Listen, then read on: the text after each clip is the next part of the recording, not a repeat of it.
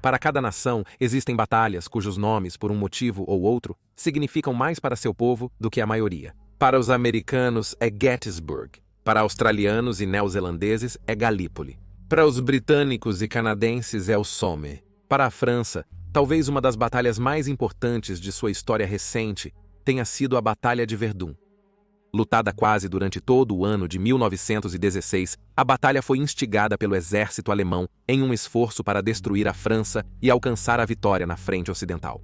Em vez disso, a batalha demonstrou a determinação da França em resistir e contra-atacar ao longo de 303 dias de combate, uma das batalhas mais longas, não apenas da Grande Guerra, mas na história registrada. Esta é a sangrenta história da Batalha de Verdun. Bem-vindo às Guerras do Mundo.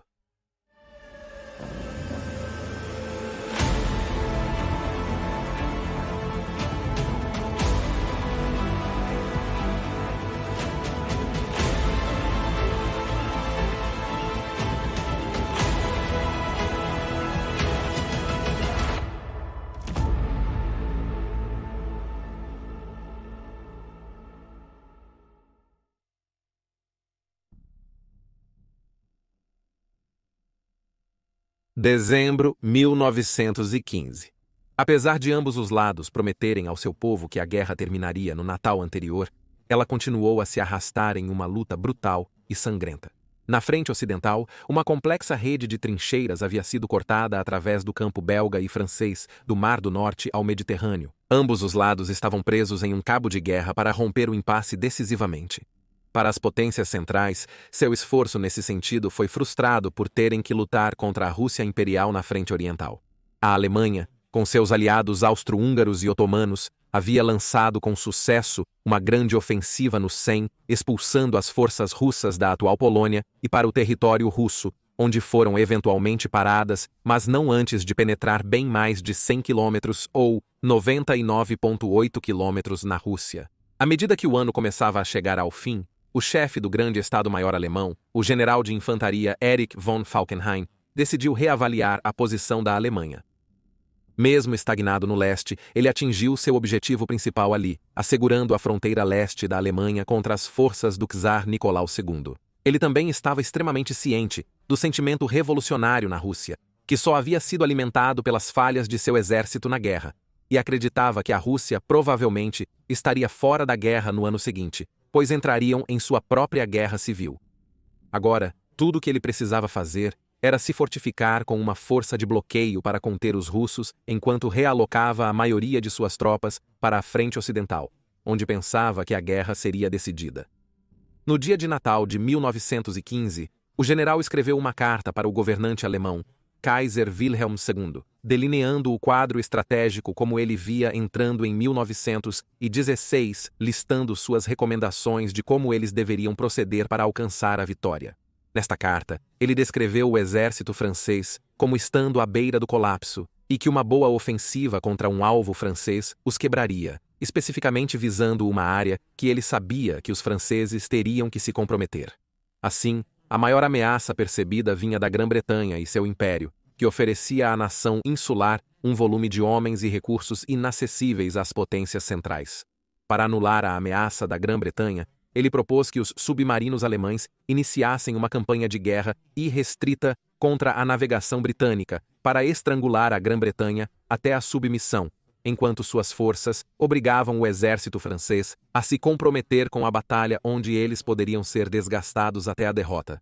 O Kaiser, no entanto, estava relutante em autorizar a retomada desta política, pois no início do ano, um submarino alemão havia afundado o transatlântico Royal Mail Ship Lusitania em 7 de maio de 1915, um ato que matou vários americanos, azedando as relações com os Estados Unidos e ameaçando trazê-los para a guerra ao lado da Tríplice Entente contra a Alemanha. O Kaiser não queria arriscar provocar ainda mais Washington matando mais cidadãos americanos que viajavam em navios de passageiros britânicos e, por isso, se recusou a autorizar a retomada da tática, concentrando sua frota em tomar o controle do Mar do Norte da Marinha Real, que naquela época estava bloqueando os próprios portos da Alemanha. Ele, no entanto, apoiou o plano de von Falkenhayn contra os franceses. Com a bênção do Kaiser, von Falkenhayn começou a procurar o local ideal para sua ofensiva. Havia duas principais condições para a área-alvo: a primeira garantindo que era taticamente vantajosa para as forças alemãs e, em segundo lugar, ser importante o suficiente para que os franceses se comprometessem com sua defesa. Analisando relatórios de inteligência, encontrou o que procurava em Verdun, cidade que significa colina verde, oferecendo uma posição fortificada aos franceses. Verdun tinha significativa importância histórica e cultural para os franceses, bem como para a Alemanha e a própria Europa. Assinado em 843 d.C., o Tratado de Verdun dividiu o Império Franco em 3 reinos, que seriam compartilhados entre Lotário, Luís II e Carlos II, os filhos sobreviventes do imperador Luís, um filho e sucessor do imperador Carlos Magno. Este tratado forneceu a gênese geográfica do que se tornaria as nações da França e Alemanha. Além disso, Verdun havia sido palco de 2 grandes cercos entre as duas nações nos séculos anteriores. Embora de forma ameaçadora para Falkenhayn, ambos resultaram em vitórias francesas. Verdun continuou seu papel defendendo a França em 1915, sendo a posição mais oriental da França, consistindo em uma série de pequenas fortificações durante a Batalha de Marne. Porém, no começo de 1916, apenas uma única linha de trincheira fina ao norte e leste das principais fortificações as servia. Simplesmente não havia homens suficientes para ocupar as densas florestas imediatamente opostas à sua posição, que von Falkenhayn acreditava que suas tropas poderiam usar para se moverem sem serem detectadas antes do início de seu ataque. O segredo seria a chave para o sucesso deles, pois os franceses claramente não esperavam um grande movimento contra Verdun naquele momento, tendo eles realocado parte de sua artilharia de campo para longe da área nos últimos meses de 1915. Von Falkenhayn esperava tirar proveito desse fato, atacando com força, capturando a região e se entrincheirando enquanto os franceses lançavam suas forças contra eles em um contra-ataque. A artilharia alemã desgastaria as tropas francesas contra-atacantes, tornando a área rural em torno de Verdun em um moedor de carne. Era um plano lógico que, em suas palavras, ele acreditava que sangraria a França até ficar branca, e para garantir ainda mais o apoio contínuo do Kaiser, ele sugeriu que essa batalha crucial deveria ser comandada por seu filho, o príncipe herdeiro Wilhelm, cujo 5º exército estava posicionado no flanco direito de Verdun.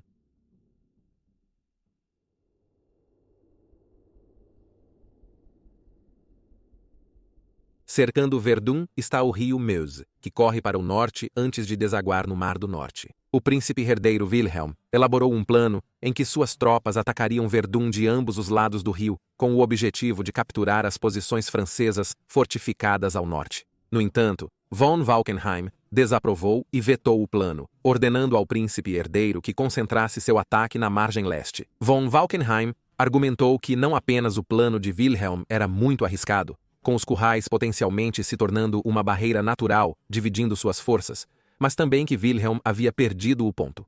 Wilhelm estava pensando no nível tático de vencer uma batalha. No entanto, von Falkenhayn estava pensando puramente no nível estratégico para vencer a guerra.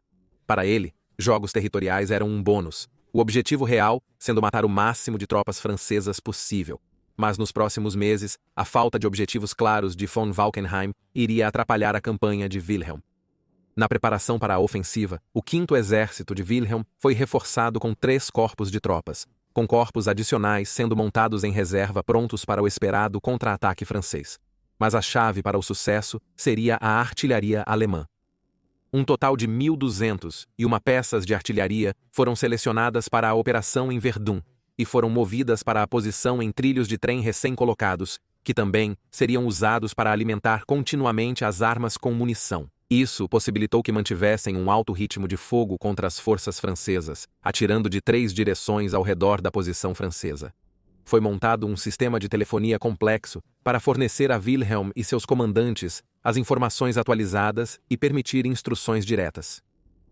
Envolveu estender milhares de quilômetros de cabos telefônicos atrás da linha alemã. Tais preparativos em grande escala não passaram despercebidos pelos britânicos e franceses. As agências de inteligência holandesas já sabiam do plano de von Falkenhayn para derrotar o exército francês desde dezembro de 1915. Mesmo formalmente neutros, os holandeses repassaram as informações aos britânicos, mas ainda faltavam detalhes.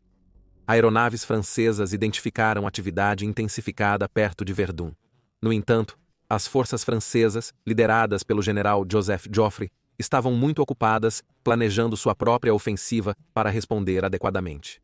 Foi apenas na véspera do primeiro assalto alemão que Joffre começou a agir com alguma urgência, ordenando que as tropas fossem realocadas para Verdun. Nesse sentido, ele foi ajudado pelo mau tempo que obrigou Wilhelm a atrasar o início do ataque por mais de uma semana.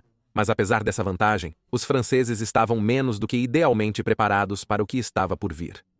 Apelidada de 100.000, que significa julgamento, o plano previa um intenso bombardeio de artilharia, que veria um número sem precedentes de 100.000 projéteis disparados por hora nas posições francesas.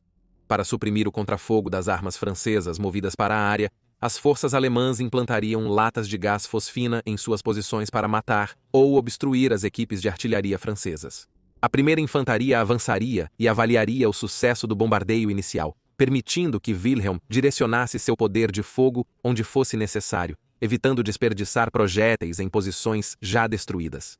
As tropas de acompanhamento avançariam então e tentariam capturar as trincheiras avançadas francesas, enquanto a artilharia bombardeava seus antigos ocupantes, que agora haviam recuado para suas trincheiras de segunda linha. Essa estratégia estabeleceu o padrão de como von Falkenhayn queria conduzir sua campanha, limitando ao máximo as baixas entre a infantaria alemã, fazendo com que a artilharia fizesse grande parte do trabalho. Idealmente, o território apreendido levaria os franceses a armadilhas mortais, usando fogo de artilharia interconectado para devastar essas áreas, enquanto a artilharia de longa distância seguiria interrompendo as linhas de suprimento e comunicação na retaguarda. Finalmente, na manhã de 21 de fevereiro de 1916, a batalha começou.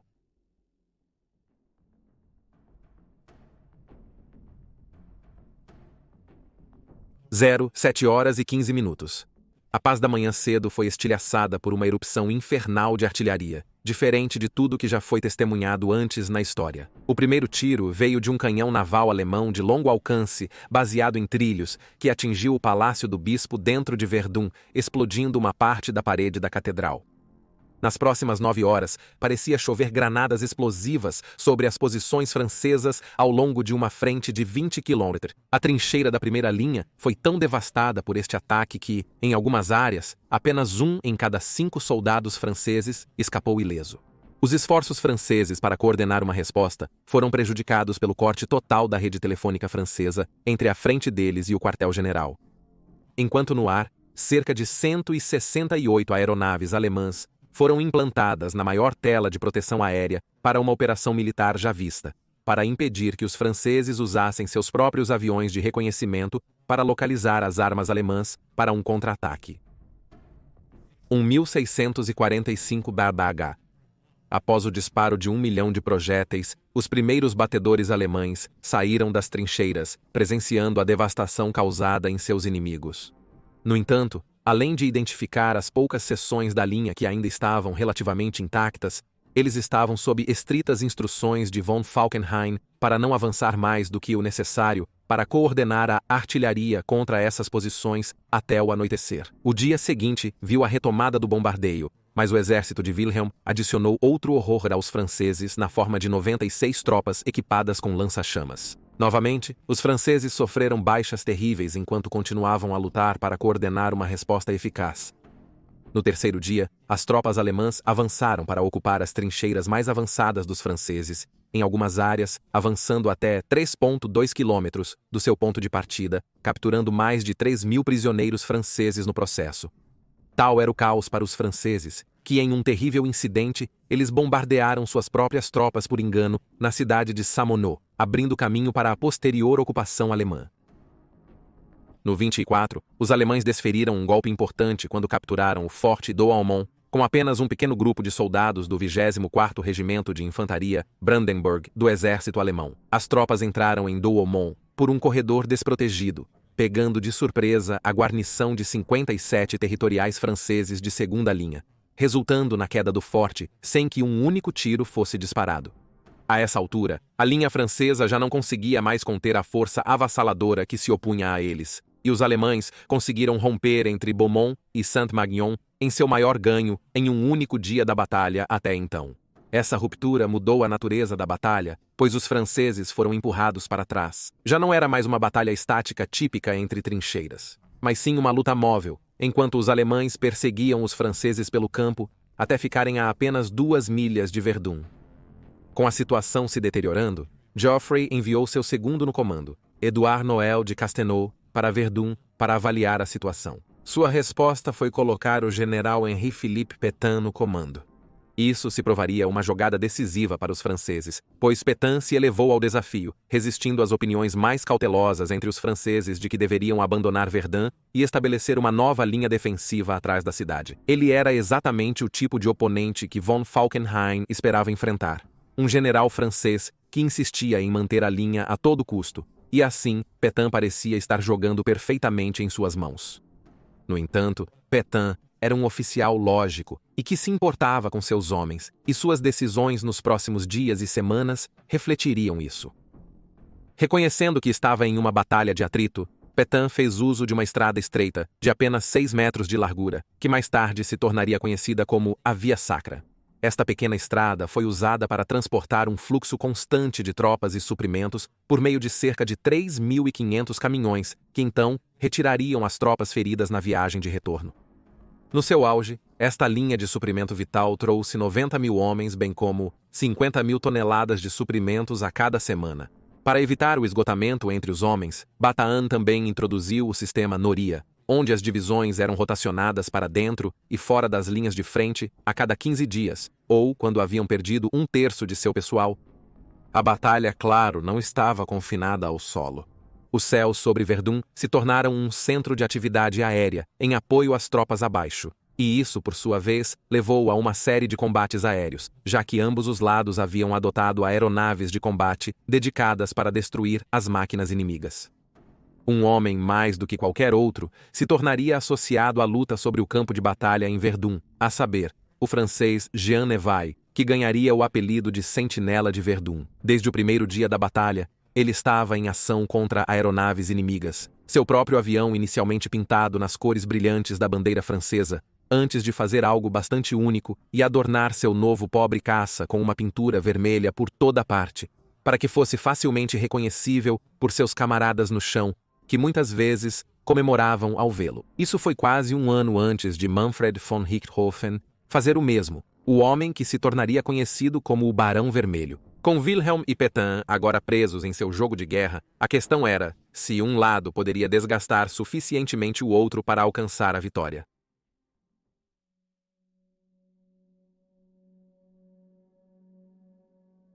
Sob a tutela de Pétain, os franceses foram capazes de efetuar uma resposta mais crível ao ataque alemão. Embora notavelmente ausentes nas rodadas iniciais em março, os canhões de campo franceses revidavam com suas barragens. Apesar dos alemães ainda ganharem em pequenas ações de morder e segurar, eles perderam grande parte do ímpeto inicial. Em 9 de abril, as forças alemãs lançaram uma grande ofensiva em ambos os lados do Meuse, mas foi apenas parcialmente bem-sucedida, pois enquanto a força ocidental conseguiu avançar para as encostas de Le Morton, onde fariam ataques repetidos para desalojar os defensores franceses ali nos próximos meses, aqueles na margem oriental fizeram pouco progresso em comparação. Em 30 de abril, o sucesso de Pétain foi recompensado com uma promoção, e ele foi substituído por Robert Nivelle. Enquanto Pétain era idealmente adequado para as necessidades defensivas da batalha até então, Nivelle era mais agressivo por natureza, procurando atacar em vez de apenas conter os alemães. Ao assumir o comando, ele declarou: "Ils ne passeront pas, eles não passarão." Mas infelizmente os franceses ainda estavam perdendo tropas, protegendo Verdun, assim como von Falkenhayn esperava. Essa era a fonte de frustração entre Paris e seus aliados em Londres. Estes últimos estavam se preparando para uma ofensiva de verão que os franceses agora estavam pressionando para ser adiantada para aliviar a pressão sobre Verdun. Os britânicos concordaram e, em conjunto com os franceses, iniciaram a Batalha do Somme em 1º de julho de 1916. O primeiro dia da ofensiva entraria para a história como o dia mais sangrento da história do exército britânico. Mas à medida que avançava, conseguiu aliviar as tropas francesas em Verdun, pois as tropas alemãs estavam sendo redirecionadas para conter os britânicos. A situação se agravou para von Falkenhayn. quando ele também soube que os russos estavam começando a pressionar mais as potências centrais no leste. Em 11 de julho, as forças alemãs lançaram sua última grande ofensiva da batalha, visando as forças francesas em Souville. A ofensiva falhou, e com as tropas alemãs necessárias em outras frentes, os planos para futuras grandes ofensivas foram arquivados, com a artilharia permanecendo o principal meio para desgastar os franceses, que estavam preparando suas próprias contraofensivas. Nas semanas seguintes, os esforços de von Falkenhayn pareciam estar falhando em alcançar os objetivos que ele estabeleceu no início da batalha, que não mostrava sinais de terminar tão cedo. E assim, em 28 de agosto de 1916, ele foi substituído por Paul von Hindenburg. Von Hindenburg reconheceu que a intensidade das operações anteriores não podia mais ser mantida em Verdun. E então, ele ordenou a cessação total de todas as ofensivas, concentrando-se em consolidar os ganhos alemães diante do iminente contra-ataque de Nivelles. O contra-ataque ocorreu em 24 de outubro, após um bombardeio francês preliminar de 5 dias. Apenas no primeiro dia, os franceses avançaram 2,9 quilômetros ou 12,8 quilômetros. Um número impressionante no contexto da batalha, e seu moral disparou com a notícia de que o Forte Douaumont havia sido recapturado. Nivelle continuou empurrando os alemães, superestendidos nas frias noites de novembro e em dezembro, quando em 15 de dezembro, outra grande ofensiva empurrou as forças alemãs quase de volta às suas posições de fevereiro de 1916. Com Hindenburg ainda ordenando uma pausa nas operações ofensivas, a Batalha de Verdun efetivamente terminou em 18 de dezembro de 1916. Os franceses mantiveram a cidade, e o objetivo de von Falkenhayn de sangrar a França até a morte falhou, negando a vitória alemã na frente ocidental.